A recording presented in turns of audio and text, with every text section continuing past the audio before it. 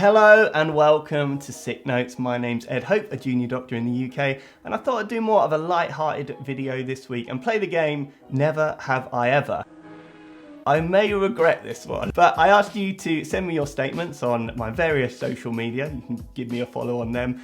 And the statements you sent, well, the ones I've seen so far, they are hilarious. Obviously, this game's been around since probably the first teenage party, but if you liked it, I'd recommend checking out the BuzzFeed video. They've got these cool little visual props.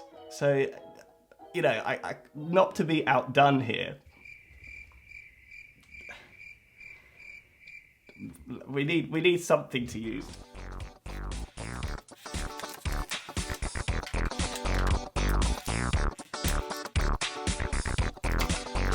The hand's quite floppy, so I need a splint for him. That took way longer than it should do, but hey, we've got props now. Props to the props department. Let's crack on with the things you sent me. First up, let's look on Instagram. So, never have I ever given medical advice at a party.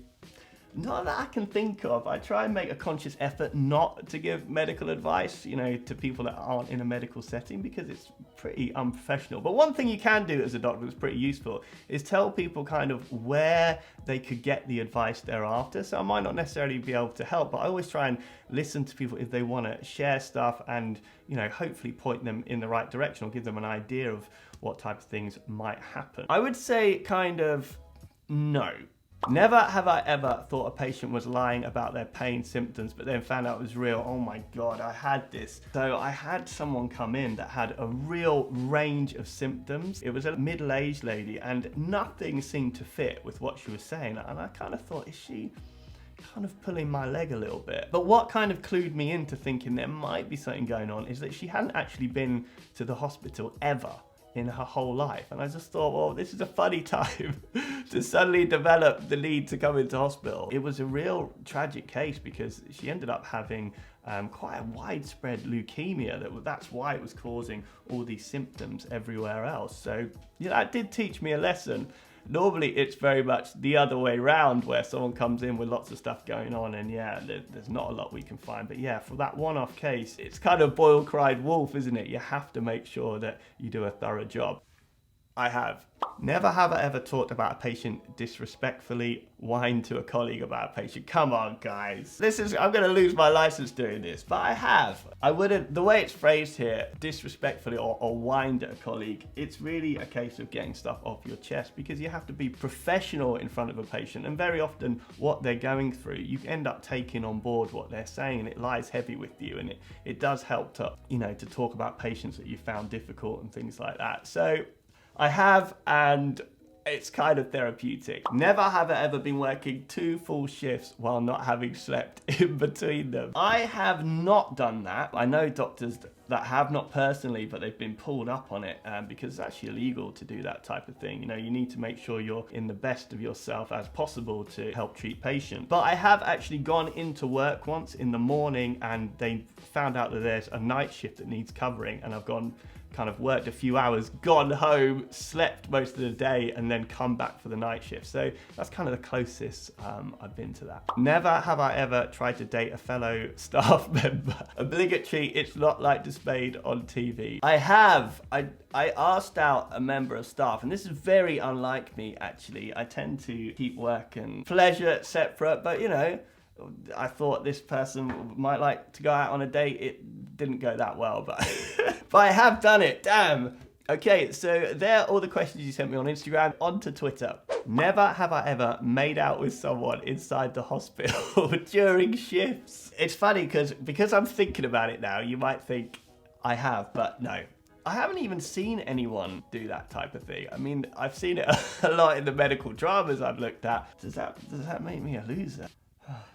Never have I ever performed surgery using household objects. Are you kidding me? Of course I haven't. Strictly speaking, I've never performed surgery. I've kind of assisted in surgery, particularly C-sections when I worked on obstetrics. But to say that I've performed surgery is a bit of a push as a junior. I have held things open with retractors and, you know, put the odd stitch in. I tend to use the implements they give me, but not my cutlery. Never have I ever fallen asleep in class. Oh my God.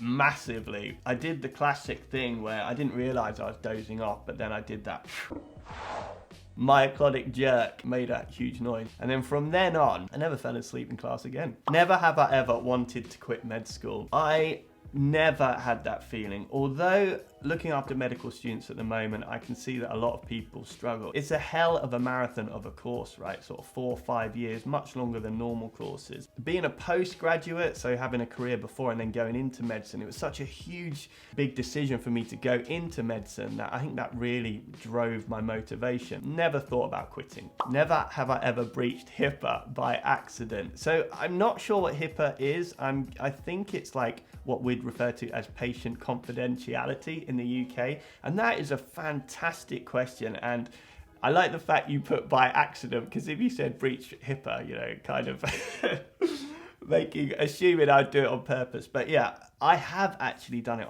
by accident. It was a crazy story. I'm gonna have to be careful how I frame this so I don't breach it again by accident. So I was actually on the way to work and I witnessed a road traffic accident, and I was kind of first on scene, and someone was quite severely injured actually. During the course of that, I then travelled with them to hospital and kind of helped out in their care as best I could. Then later that afternoon, I saw one of my colleagues and I told them about everything that had happened, including some information about the patient's medical history. It turns out my colleague actually was a close family member of this person. I'd basically breached confidentiality. It just goes to show how easy that type of thing can be. You know, confidentiality is super important in medicine. We are dealing with very sensitive things. This type of thing does happen.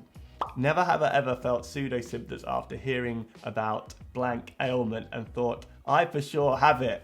Yes. I mean, I don't think I'm a hypochondriac, but I think I had everything mentioned at medical school. Never have I ever cheated during an exam. Never. I would be way too anxious and I get way too guilty afterwards to do anything like that. You know, exams are a challenge that everyone has to go through, so cheating, not part of my repertoire. Never have I ever my pants at grandma's house.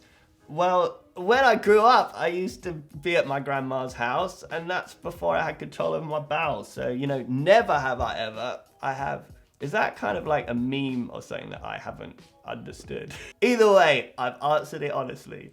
Okay, last up, I asked you on my community tab on YouTube, so let's see what you guys said. Never have I ever started talking about medical inaccuracy in a movie while watching said movie in public or with others. That's, you know, that's basically what I've made a medical channel out of. I don't think I ever have done it during a movie, although the last movie I saw was Escape Room, and there's a crazy scene in it with a defibrillator that makes zero sense, and I was at the time watching it thinking that should be in a video. I'm far too big a fan of movies in general to get too picky about this type of thing. Never have I ever incorrectly self-diagnosed with a zebra and it ended up being a cold or something. So the reason why the person said zebra here is a reference to Occam's razor, the idea that if you see hoof prints on the ground, it's probably from a horse and not from a zebra. Basically saying that, have I ever diagnosed myself something really random when actually it was fine? I haven't really had a lot of stuff to self-diagnose really, but as I said, when I was in medical school, I always thought I had every disease going. I'll say no to that one. So a more serious question, have you ever seen a person passing away during your job, and how did it affect you personally? Many of you know I worked in a hospice for a good part of my training, and also I'm working there soon coming up as well. So, you know, I've seen death on like a daily basis. What I would say is heartbreaking, but it is also a real privilege to be part of that journey for that patient. Very often when people come into the hospice, it's almost a little inflection at the end of their life, because they've had all the difficulty with the diagnosis, managing the illness, and then they come at the end and it's almost a point where people come together and, you know, reflect on things. And the hospice I worked at was absolutely amazing. We're not just there for the patient, we're there for the whole family. We take on board a lot of the stuff they're struggling with, and you kind of see this relief, you know, people preparing for the end of their life. It's important to know that death is a normal part of life, and it is actually a real privilege and a pleasure. And, you know, you don't come out of it jumping up and high-fiving people. You don't come home from work and have that attitude. You have a different type of satisfaction, more of your feeling of being content. You feel connected with the world almost. That's kind of how it affected me. Never have I ever had an itch to pick your nose while surgery. Yes. As soon as you scrub up and put everything on, every single thing you feel like you need to do. You feel like you need to toilet. You feel like you got a scratchy nose, a scratch kind of everywhere. So this is the nature of medicine. There you have it, guys. My never have I ever statements all sorted out, all answered 100% truthfully, and hopefully I can still keep my medical license. That's in your best interest too. That means I can keep creating more videos for you, and thank you so much for all the support on the channel, all the likes, all the comments, all the shares. Please check out my social media as well, and you can be part of future videos like this. Until next time, guys, I'll see you soon.